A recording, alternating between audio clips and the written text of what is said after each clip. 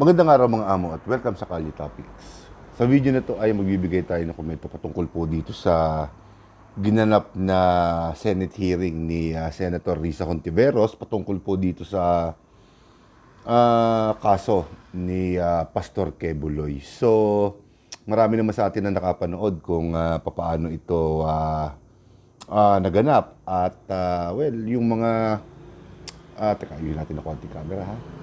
Yan.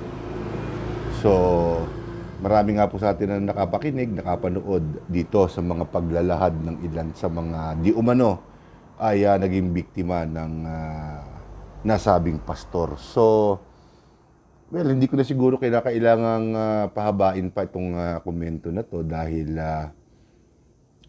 yung mga akusasyon ay kung ano rin po yung sinabi ko nung vlog ko na patungkol po dito sa kaso ni Pastor Quebuloy, which involves well, physical abuse, sexual abuse, siguro kasama na rin yung mental abuse, at saka may involved pang pera. Ewan ko dun sa koleksyon na kung saan kapag hindi ka yata nakakumpleto o hindi ka nakakota ay pinipilit ka o pinipuwersa kang saktan mo ang iyong sarili o sinasaktan nila. Alin man dun ng totoo. So, well, overall naman talaga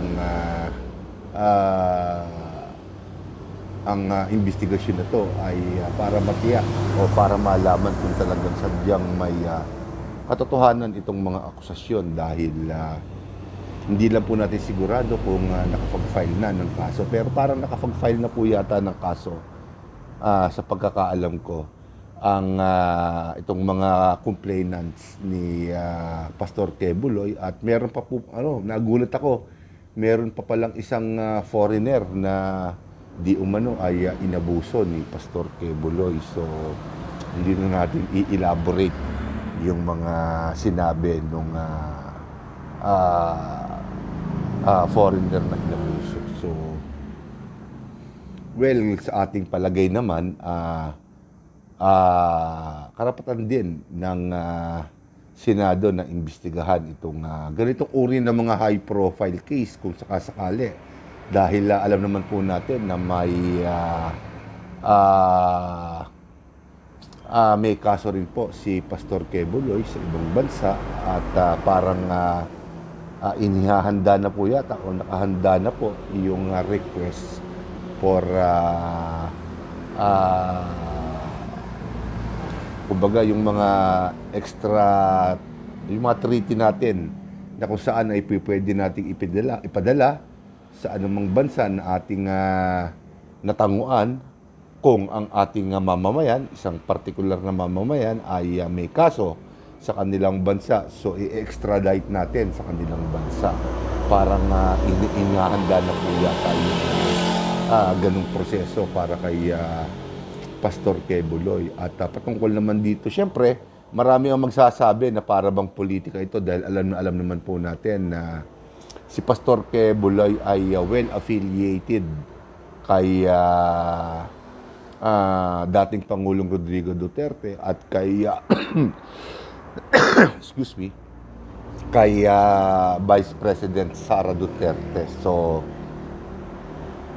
sa akin naman ang katwiran ko dito kasi merong naging pahayag yata si Pastor Quebuloy na kahit na ano ang mangyari ay hindi siya dadalo sa pagdinig ng Senado at nagbanta na yata si Senator Risa Hontiveros na sasampi na si Pastor Quebuloy para mapuwersa siyang dumalo dito sa mga pagdinig na to.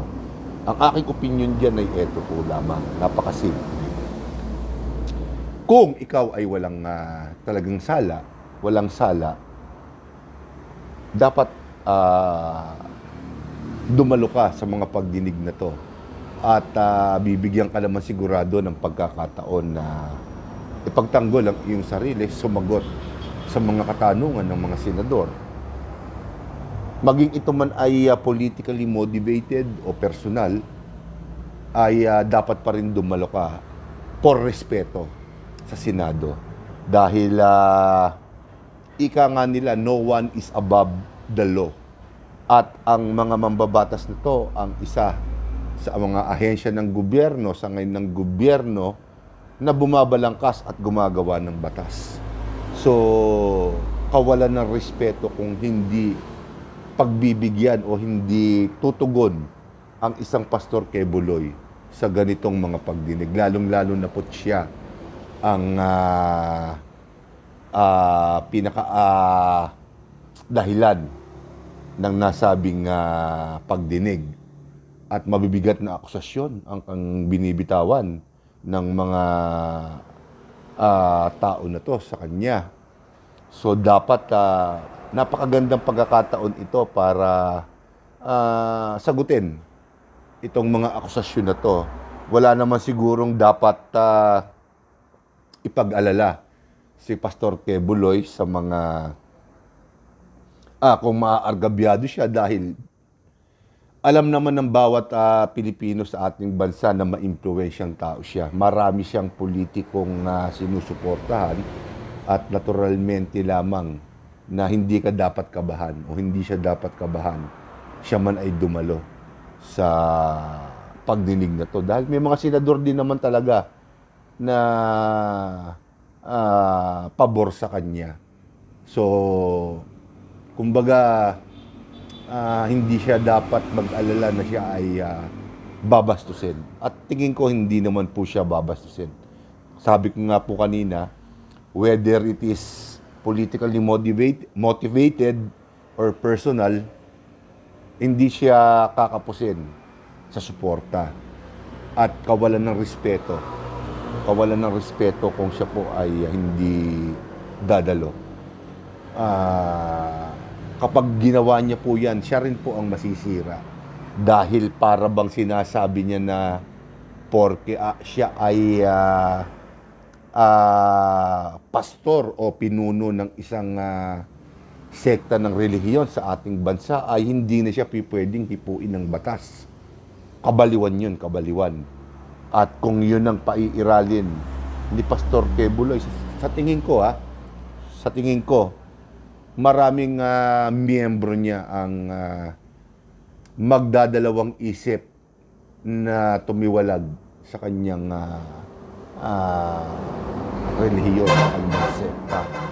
Dahil kung talagang sadyang wala siyang sala at sinasabi niyang ang Diyos ay panig sa kanya, wala siyang dapat ikatakot. Kesi hodang bastusin man siya, argabyaduhin man siya sa Senado, maraming tao ang makikisimpatya sa kanya. Dapat naiisip niya yun. Pinakamagandang oportunidad na po, sa opinion ko uli, ang dumalo siya dito sa pagdinig ng Senado at patungkol naman po dun sa mga kaso niya sa ibang bansa,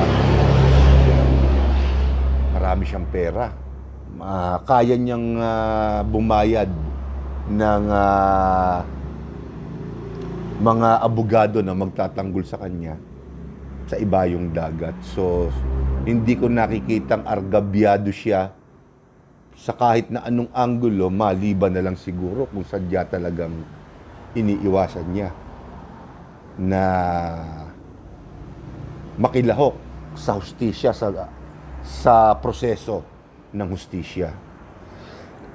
Kapag yun po ang kanyang ginawa, marami ang magdududa sa kanya.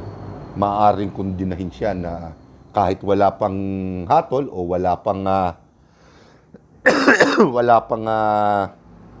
kaso, wala pang pagdinig sa kanyang sa mga bagay na inaakuso sa kanya, hinuhusgahan na po siya ng tao dahil umiiwas, halatang umiiwas siya.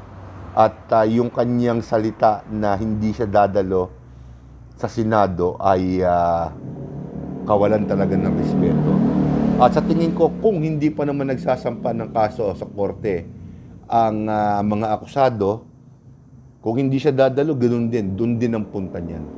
Doon din ang punta niyan sa husgado. At sa tingin ko, doon mas magiging argabyado ka dahil hindi mo pinagbigyan ng Senado. Kumbaga, ah, isang sangay ng gobyerno na kung saan may batas ang pinag-uusapan at ginagawa, hindi ka dumalo, ano pa ang iisipin ng isang korte kung sila ang tatanggap ng iyong kaso? Baka bastusin mo rin, hindi ba? Yun palang na sinabi mo sa, yun palang sinabi niya sa isang interview o sa kanyang palatuntunan ay kawalan na ng respeto, inilalagay mo kagad o inilalagay niya ang kanyang sarili sa alanganin. So, dito ko muna po tatapusin ang video na to at susubaybayan po natin yung mga susunod pang pagdinig nitong kaso ni Quebuloy. So, with that, ako po si Boss Dags. At kung dito sa channel na to, ako ang boss. Kayo naman po lahat ang mga amo ko. Marami pong salamat.